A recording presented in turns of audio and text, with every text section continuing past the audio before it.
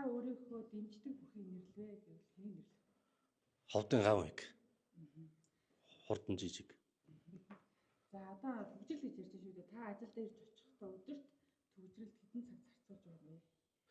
Нэг талдаа алхах юм бол 30-40 минут. Машинаар бол 1 цаг орчим.